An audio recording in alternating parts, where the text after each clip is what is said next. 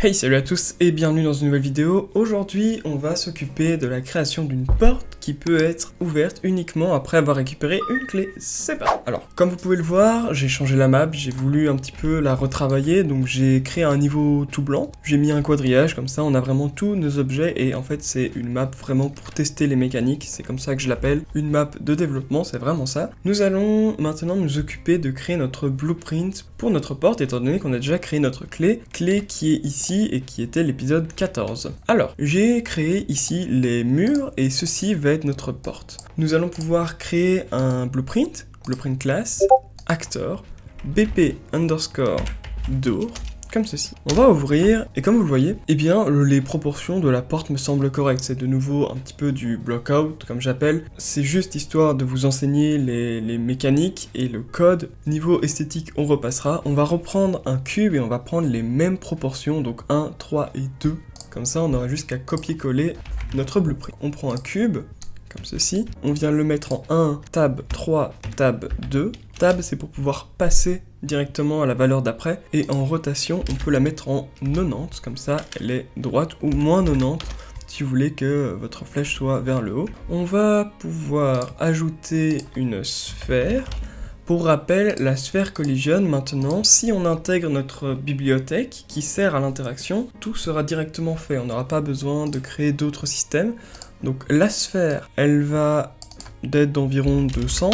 On peut la détacher. Pourquoi ça? Parce que si la sphère est toujours attachée au cube, quand le cube qui est notre porte va monter, va aller vers le haut, et bah ça va tout simplement déplacer la box avec. Ou alors on pourrait exercer une rotation, mais pour ma part, je vais continuer à faire la porte vers le haut, histoire de vraiment vous montrer de manière simple et efficace. Donc la sphère reste détachée, comme ça quand le cube va monter, la sphère va rester au sol. D'ailleurs c'est vrai qu'on peut voir ici c'est le point 00, hein, le grillage est le point 00, donc on va devoir monter de peut-être 150 je pense, quelque chose comme ça, notre porte. Exactement, 150, donc c'est parfait. On compile et on peut venir remplacer, donc la porte, on la met bien face au sol, on copie sa position, on la supprime, on place notre blueprint et on le colle également. Ouais, voilà, comme ça.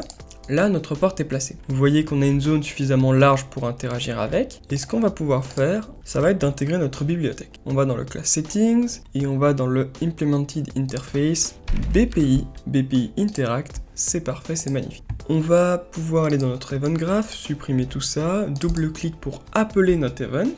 Et comment ça va fonctionner? On va caster notre personnage, donc cast to player character, c'est comment je l'avais appelé? BP character player. L'objet, bah, c'est un player character, donc get player character. Et là, je pense qu'on n'a pas créé nos variables encore. Si, on l'a créé, et on va demander si il a la clé. Sauf que, on va procéder différemment, on va pas simplement mettre une simple variable. Je vous explique. Admettons, dans notre jeu, qu'on veuille avoir une dizaine de portes différentes. Si on collecte la clé, on va cocher notre variable est-ce qu'on possède la clé, et la vérification dans notre porte qui est est-ce que notre joueur possède la clé, va être correcte, va être vraie pour toutes les autres portes. Alors, ça peut être cool hein, si vous avez un passe-partout universel, mais si le but est de récupérer certaines clés à droite à gauche, dans un certain ordre, eh ben, il va falloir procéder différemment. Et plutôt, donc on va aller dans notre caractère, et plutôt que d'avoir le have key 1, have key 2, have key 3, ce qui va être extrêmement pas optimisé de 1, et pas du tout facile, ça va pas du tout être aussi exploitable que ce qu'on va faire maintenant, eh bien on va passer notre variable have key en tant que array. Un array c'est quoi? On va pouvoir le compiler, comme ça va actualiser notre variable, regardez ici, hop, en fait un array est un tableau qui va nous permettre de stocker plusieurs valeurs, donc entre gros guillemets, de manière vulgarisée, c'est comme si stockait plusieurs fois la variable haveKey. On va pouvoir en ajouter. Donc là, le nombre d'entrées dans votre tableau que vous allez ajouter va être le nombre de clés que vous allez vouloir récupérer. Nous, on va en mettre 3 pour que vous puissiez vraiment cerner la logique. Donc ceci, le index 0, va être la clé numéro 0. Si jamais on coche toutes nos variables, ça veut dire que le joueur a collecté les 3 clés du jeu. Si jamais aucune n'est cochée, ça veut dire qu'il ne possède aucune clé. S'il coche celle-là, ça veut dire qu'il possède une clé, la clé numéro 1, etc. etc. Enfin, la clé numéro 1 n'est pas correcte, c'est la clé numéro 2, parce qu'un tableau commence à 0, il faut le savoir. Donc, index 2, c'est l'entrée numéro 2, ça veut dire c'est la clé numéro 3. C'est un petit peu compliqué à comprendre, mais il faut juste comprendre qu'un tableau commence à 0. Donc quand on collecte la première clé, l'entrée à cocher est l'entrée 0. Vous allez voir. Là, on en a fini avec notre personne. On va fermer. On a maintenant notre Have Key ici, et on va lui demander un get a copy, get a ref. On va demander une référence. On va demander la référence de notre tableau. Là, on a demandé le index 0, c'est une variable integer. Donc quand on regarde ici, le 0 revient ici. Donc si on tape 2, on va demander la deuxième entrée du tableau. Et cette entrée, comment on va pouvoir la rendre assez paramétrable? Eh bien, on va créer une variable integer qu'on va nommer kNeedToOpen. Et cette kNeedToOpen, cette variable-là, quand on va ouvrir notre œil et qu'on va avoir notre porte ici, on va pouvoir définir la clé, le numéro de la clé qu'il faut. Donc en faisant ceci, je pourrais même faire comme ça, voilà, je vais pouvoir dire celle-là c'est la clé numéro 0 qu'il nous faut, celle-là c'est la clé numéro 1, et après si on veut encore, bah celle-là c'est la clé numéro 2. On sélectionne, comme ceci. Là c'est bien beau, on a demandé la clé qu'il nous fallait, on va devoir ajouter maintenant un branch qui va nous servir de condition. On le relie, et là on demande. Si vous voulez, on peut ajouter un print string pour débugger ou un peu plus y voir clair. Hello et hello, comme ceci. Là, si c'est vrai, alors on ouvre. Si c'est faux, alors on a besoin d'une clé. Admettons que je compile et que je sauvegarde, regardons ce qui se passe. J'appuie sur E, j'interagis, mais j'ai besoin d'une clé, besoin d'une clé, besoin d'une clé. D'accord, là il a compris qu'il a besoin d'une clé. On va pouvoir importer un petit peu de contenu, comme ça on va tout faire d'un coup. Le dossier, comme d'habitude, est en description. Vous n'avez juste qu'à aller le checker, il y aura tout ce qu'il faut. Moi j'importe des sons parce que la clé est déjà là. Les sons sont donc en description, c'est moi qui les ai faits, donc licence commerciale, personnelle, c'est du CC0, c'est comme vous voulez. Et nous voilà, on va prendre le sDoor Locked, comme ça on va directement pouvoir faire un play sound at location. La location, ça va être notre acteur dans le monde, donc get actor location.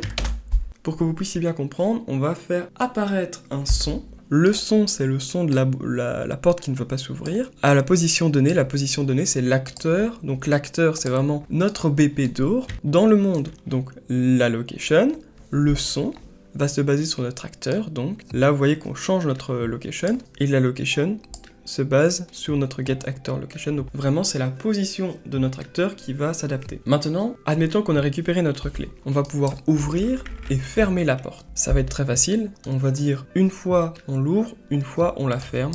Pour ce faire, on a un flip-flop node absolument magnifique. Une fois on l'ouvre, une seconde fois on ferme. On va ajouter notre timeline. Add timeline. Qu'est-ce que c'est que ce truc? La timeline, ça va être l'animation pour que notre porte se lève et se referme. Étant donné que je n'ai pas de skeletal mesh de porte, la porte ne va pas s'animer. Et donc, pour faire bouger de manière dynamique un objet statique, on va utiliser une timeline. Exactement comme on avait utilisé pour nos plateformes d'ailleurs. La première va être le play from start, et la seconde va être le reverse, qui va retourner l'animation, donc fermer la porte. Là, voyons ce qu'on a un petit peu. Si jamais on regarde dans notre location ici, et que je décide de monter par exemple jusque là, on voit qu'on est passé à 200. On était à plus ou moins 0 et on est à plus ou moins 200. Ça veut dire que notre timeline va être le temps de l'animation, et ensuite on va dire de combien dans l'axe Z on veut faire monter notre porte. Je m'explique. Déjà on va jouer un nouveau son, donc on va le jouer ici. Pourquoi est-ce que je le fais jouer là et pas une fois ici et une fois là? Parce que ça va être le même son de la même porte, qui veut juste dire que le son s'ouvre, enfin la porte s'ouvre, comme ceci, et notre son de la porte qui s'ouvre c'est sDoor Open, qu'on vient actualiser. Maintenant on va ajouter le node pour faire bouger notre porte. Notre porte c'est le cube, si vous voulez, on peut faire comme ceci, door. J'ai fait F2 et je l'ai renommé. On le prend, on le drag et on le drop ici, et on va prendre une set relative location. Alors, pourquoi relative? Parce que ça va être la position de notre porte dans le blueprint et pas dans le monde. C'est le mouvement direct de cette porte dans le blueprint. C'est en interne, c'est en relatif. Vous voyez qu'elle est déjà à 150 et on avait dit qu'on allait devoir la monter d'environ 200. Ce qui veut dire que l'animation va juste être le temps exercé. Donc on pourrait très bien créer une timeline et donc lui dire que la valeur va aller de 150 à 350. Ou alors, on va commencer par définir la durée de l'animation. Moi je dis 2 secondes, c'est plutôt bien. On va utiliser une float track car on a besoin que d'une seule valeur. Et on commence. On commence à 0,0 comme toujours. Et ça va se terminer en time, c'est la même valeur, donc la durée de 2. Et value 1. Vous allez comprendre pourquoi je fais ça. Ici ça doit bien se mettre à 0. On sélectionne les deux et on fait un auto. Ah oui, pour mettre les points, il vous suffit de maintenir Shift et faire clic gauche. Là, ça va être la façon dont l'animation va s'effectuer. Vous voyez maintenant qu'on a une float track. Et cette float track, ça va être l'URP float. On va le connecter à l'alpha. Donc je m'explique. L'alpha va être la façon de décider comment la valeur A va passer à la valeur B. La valeur A, ça va être la position en Z de notre porte quand elle est fermée. Donc 150. Vous le voyez dans notre viewport, elle est à 150. Et comme on l'a dit, on va la monter de 200.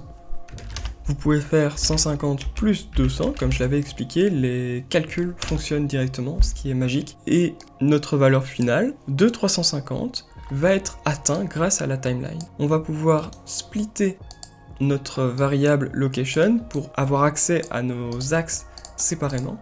Et on va le connecter au Z, car le Z est la valeur en hauteur et c'est celle-là qui nous intéresse pour ouvrir ou fermer notre porte. On le connecte au update, pourquoi ? Parce que si on le connecte au finish, ça va bouger directement en une frame une fois que la timeline est terminée. Donc c'est comme si on faisait un délai. On attend 2 secondes et puis on bouge de 150 à 350. Ça n'a aucun intérêt.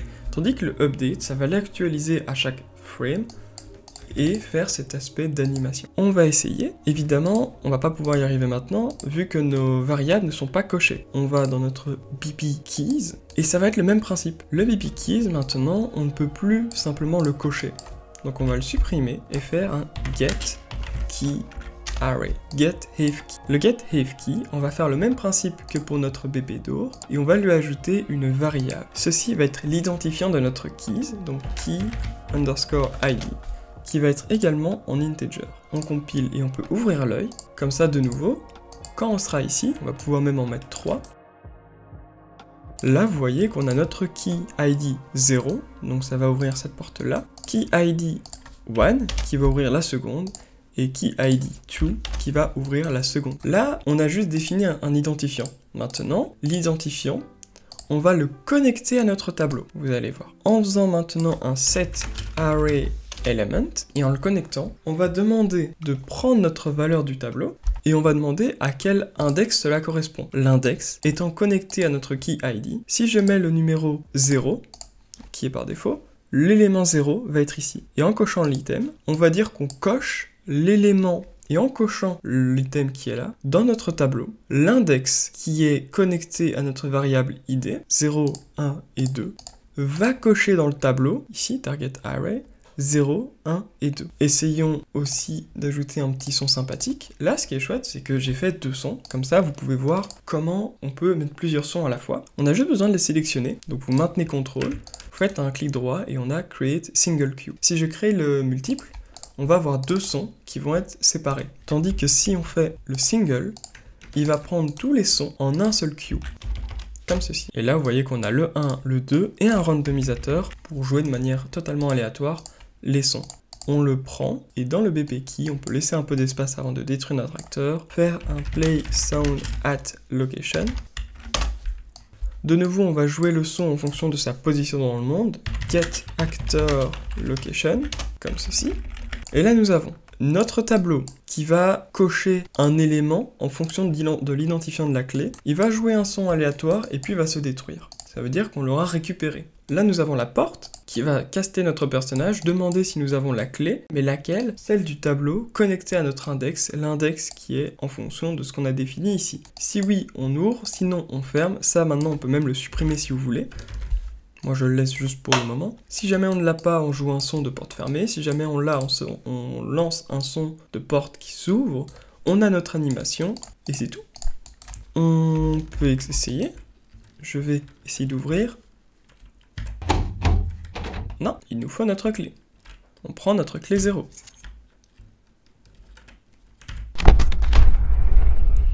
Ça s'ouvre bien. Et ça se referme. Voilà.